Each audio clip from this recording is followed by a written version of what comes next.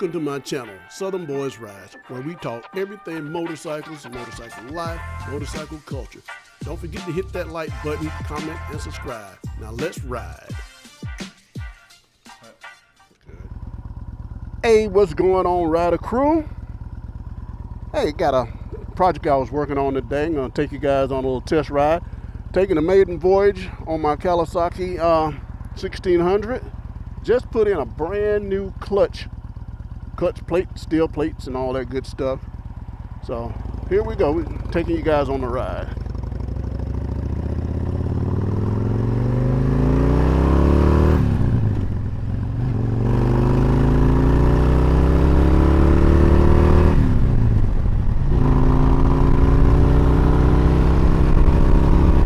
All right.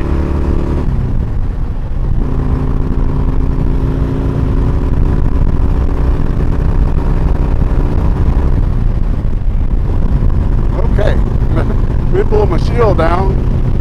You guys probably hearing nothing but wind. Woo. Let's check the audio here. All right, I got you guys. All right. First thing that I've noticed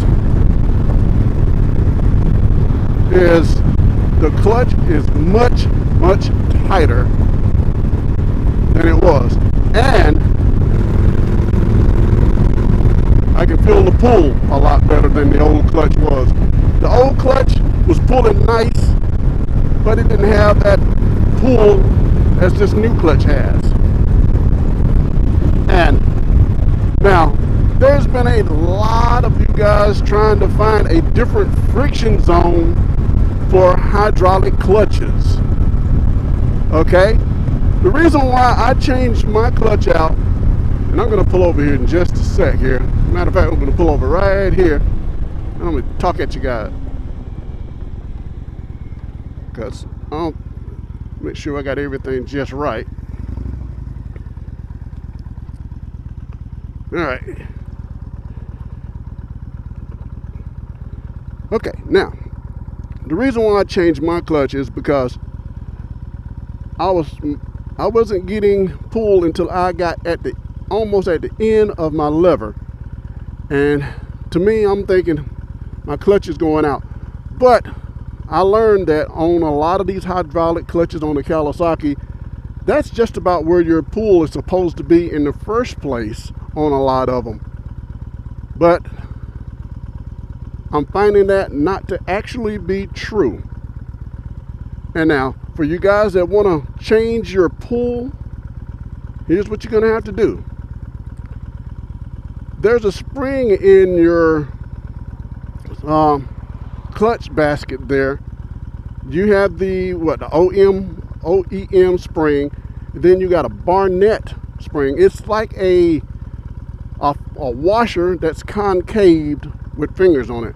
And I'll show you guys that in a few minutes here.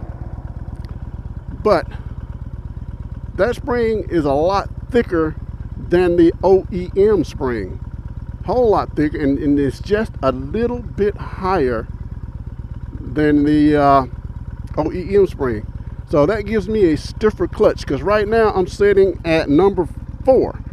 Whereas with my other clutch, I was at number 3. And it was really relatively easy. I could pull it with one finger. Yeah, I could at one finger, because I may be a little bit stronger than other people, or 2 fingers, and I was fine, no fatigue. Now, I'm going to go ahead and tell you, I think I'm going to get a little bit of hand fatigue until this clutch maybe breaks in a little bit, because it is pretty tight. But I changed my lever position unknowingly, because if I can show you guys here, I'm in first gear. You see what? The bike started moving. Watch this again. Let's see if I can show you guys. Okay. That's where it's moving at now. Before I changed it, I was almost out to, let's see, I was almost out to there, almost at the very end before the bike would even start to move and get into gear. Well, in the gear and start moving. So that changed right there. big time. So you can change your lever position by changing that one spring. I'm thinking that's what did it, changing that one spring. All right, now there's another thing too. Now I got the Vulcan 1600. Oh yeah, I almost spun a wheel there. I like that. Now also, I like to reiterate here, when I ordered my kit, I ordered the Caltrate clutch kit. I'll put some of that in the descriptions. It comes with 8 friction plates and 8 steel plates. The numbers don't add up, guys. I'm going to tell you that right now, because when I was looking at the new steel plates, I had 6 142s, 1 180, and 1 183. Now that one, the 183 was thick, very thick. It was thicker than all of them, and the 180 was pretty thin. So I was wondering why I have that difference in those plates. So when I took my steel plates off, I numbered all my plates, and come to find out, I only have 7 steel plates to 8 friction plates. They say you need 8 steel plates in a Kawasaki Vulcan 1600. The numbers do not add up, because you go friction, steel, friction, steel, friction, steel, friction, steel, and at the end you end up with a friction plate. Well, if you try to put 8 steel plates in there, then you're going to have a steel plate on the outside of that friction, so it doesn't add up. So, hey, when I took this apart, I got, what, 7 steel plates. So, I checked them all out, measured them, and so I ended up putting all the 142s back in and the 180, and I left the 183 out. So I don't know how they get 8 steel plates. You're going to have 7. You're going to have 7. Okay? So I got all of that done. I should have filmed me doing this, but there's a lot of videos on let's stop here again. There's a lot of pull over right here. There's a lot of videos out on YouTube already that describes how to put in clutch plates and all that on the Vulcan 1600, 1500. Most of them are the 1500s, but it applies the same way with a 1600. Same thing.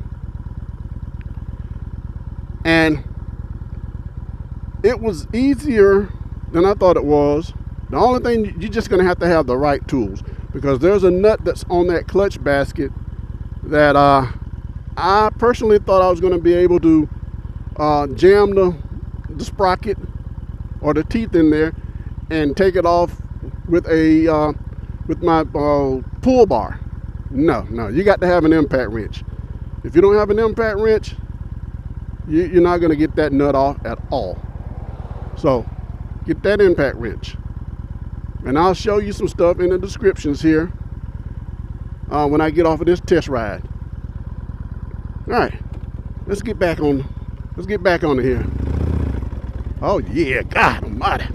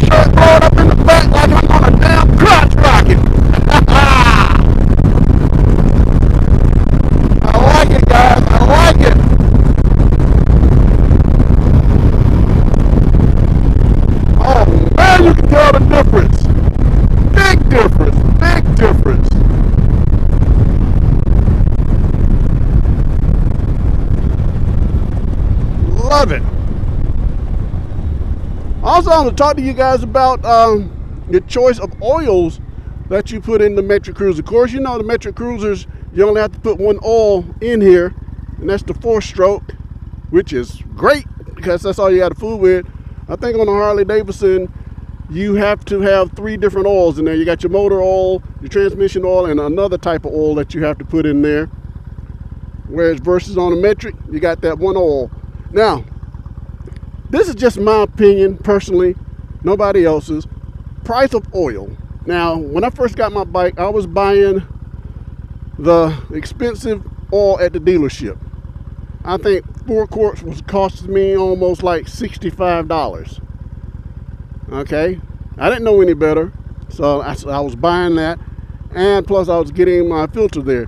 Well, I think on the next oil change, I bought some cheaper oil at Walmart, and I bought the Valvoline 4-stroke, and I think that was like what, $6, $7, or $8 a quart, versus me paying what, $17 to $18 a quart at the dealership. But here's my thing on the oil. I know I'm jumping, but here's the thing on that.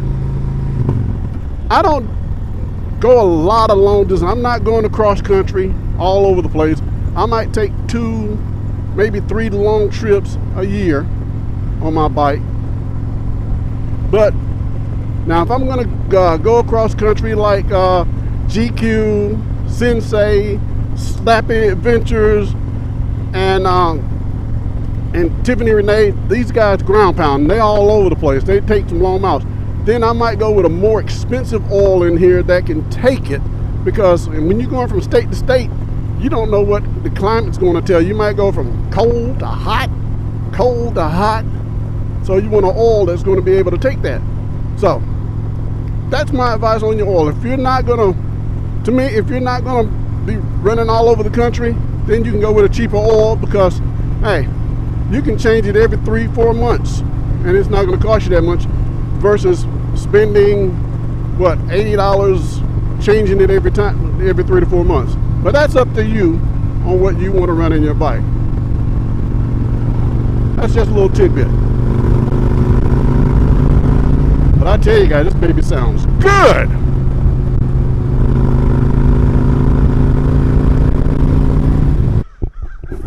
Alright guys, to show you exactly what I was talking about earlier when I was doing the motorcycle. When I was telling you about the impact wrench, this is what you need. Now I have an air wrench, but I'm gonna tell you the air wrench is nothing compared to using one of these. It's a Bauer 20 volt impact wrench. This was bought at Harbor Freight. Matter of fact, it belongs to my cousin. He loaned it to me to use to take that nut off. I'm gonna have to get me one. Nice. I think it's like, maybe about 40, 50 bucks. Nice impact wrench.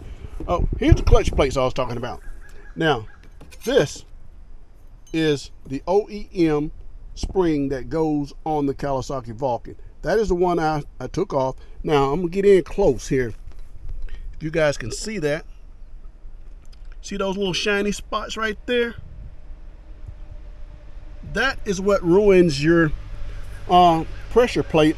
Well, I'm going to say, well, your clutch spring, because once you get those little grooves, it weakens it. And this is not all that, it's not a bad clutch. It's easier to pull with this one. But now, I didn't show you guys because I've already got it in. I should have. But the Barnett clutch spring, it's much thicker than this one. And it stands up when you put it down on a flat surface, right in there. It stands up just a little bit higher. So by changing this right here spring out, it made my clutch lever distance a little bit closer in. So if you want to change your pull on your, if you got a Kawasaki Vulcan and you want to change your pull, then use a Barnett spring and you will get a different pull.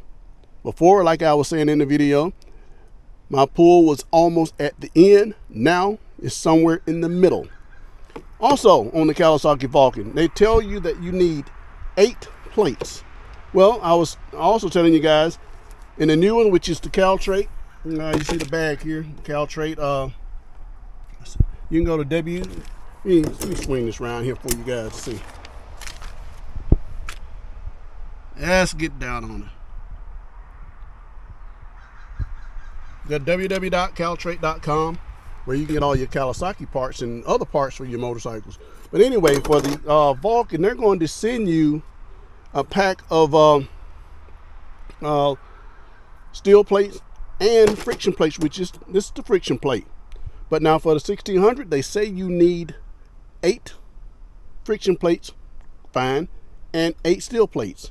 Well, there is no way the numbers just don't add up. And I'm going to show you why the numbers don't add up. We're just going to use this one, even though I didn't use that one in the bike. But anyway, you got to go friction, steel, friction, steel, friction, steel, friction, steel, friction, steel, friction, steel, friction, steel. And lo and behold, the last one you put in is the friction plate, which is the last one, and it staggers, and bam.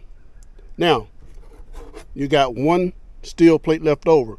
You can't put it there. You can't double it up.